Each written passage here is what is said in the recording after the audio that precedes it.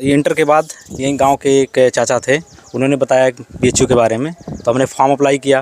पहली बार में तो हुआ था, लेकिन मैंने एडमिशन नहीं लिया 2010। आर्थिक स्थिति कुछ हद तक मायने रखती है, लेकिन अगर आप निरंतर प्रयास कर रहे हैं किसी चीज़ के लिए तो ये चीज़ें उतना मायने नहीं रखती हैं आपके लक्ष्य को रोकने के लिए। नमस्कार, मैं हूं दुष्यंत कुमार।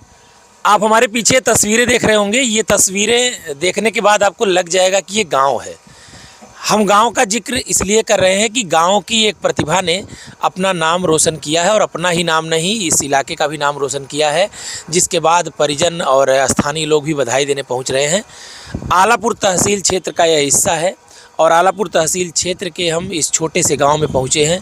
चहोड़ा से सटा हुआ यह इलाका बरमसापुर ग्राम पंचायत का हिस्सा है, और इसी गांव में हम पहुंचे हुए हैं।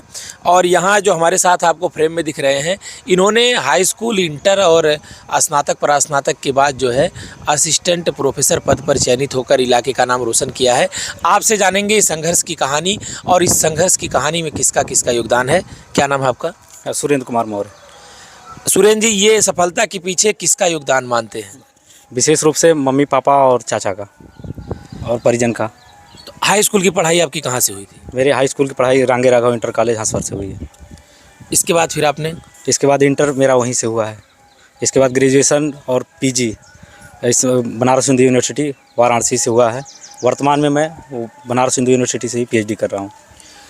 ये लक्ष्य आपने कैसे निर्धारित किया कि हमको इस तरीके से इस फील्ड में जाना है, क्योंकि गांव के लोग और इतना मार्गदर्शन ये कहाँ से हो पाया? जो इंटर के बाद यहीं गांव के एक चाचा थे, उन्होंने बताया बीएचयू के बारे में, तो हमने फॉर्म अप्लाई किया। पहली बार में तो हुआ था, लेकिन मैंने एडमिशन नहीं लिया 2010 में। फिर 2011 में मैंने दोबारा ट्राई किया, फिर वहाँ पर ग्रेजुएशन किया। ग्रेजुएशन के बाद फिर पीजी भी किया। फिर उसके बाद नेट और जेआरएफ का जो एग्ज़ाम होता है, तो उसके लिए मैंने अप्लाई किया, उसमें हो गया मेरा। उसमें जब हुआ था, उसमें मैं बीटीसी कर रहा था। उसके बाद फिर मैंने उसको छोड़ दिया, फिर पीएचडी में आ गया। तो उसके बाद अभी पीएचडी पूरा नहीं हुआ है। तो अभी जैसे गांव के लोग और आर्थिक स्थिति, इसमें कितना आड़े आती है? आर्थिक स्थिति कुछ हद तक मायने रखती है, लेकिन अगर आप निरंतर प्रयास कर रहे हैं किसी चीज़ के लिए तो ये चीज़ें उतना मायने नहीं रखती हैं आपके लक्ष्य को रोकने के लिए। आप अभी जैसे कि आपके पिताजी से हमारी बात हो रही, तो उन्होंने कहा कि हमने पढ़ाने में सबको घर और ये सब चीज़ों को छोड़ करके केवल फोकस पढ़ाने में किया। तो पिताजी और मम्मी का कितना योगदान मानते हैं? इनका पूरा मम्मी और पापा का ही योगदान है। तो जो आज के युवा तैयारी कर रहे हैं और परीक्षाओं के लिए जाना चाह रहे हैं, इन सब परीक्षाओं के लिए, तो उनके लिए आप क्या संदेश देंगे? मैं यही कहना चाहूँगा कि जो आर्थिक स्थिति है वो कुछ हद तक मायने रखती है, लेकिन अगर आप निरंतर अपने लक्ष्य की ओर लगे हुए हैं तो ये सभी चीज़ें एक दिन छोटी पड़ जाती हैं, उतना ये मायने नहीं रखती। आप अगर निरंतर लगे हुए हैं तो आप अपने लक्ष्य को ज़रूर प्राप्त करेंगे।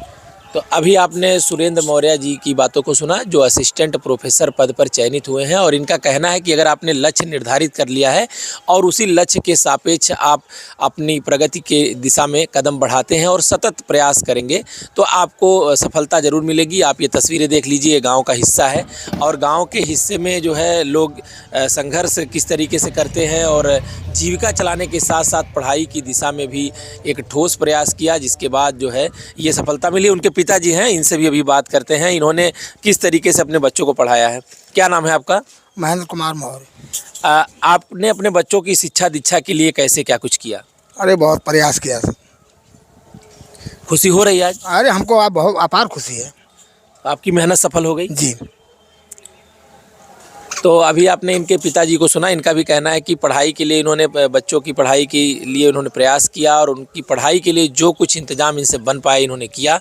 तो ये कहानी नहीं है, एक संघर्ष से प्रेरणा लेने की ज़रूरत है। जो युवा आज के समय में तैयारी कर रहे हैं, अगर उनको लगता है कि पैसा या आर्थिक स्थिति कहीं आड़े आ रही, तो वो इतना मायने नहीं रखती। अगर उनका प्रयास जारी रहेगा तो उन्हें सफलता ज़रूर मिलेगी।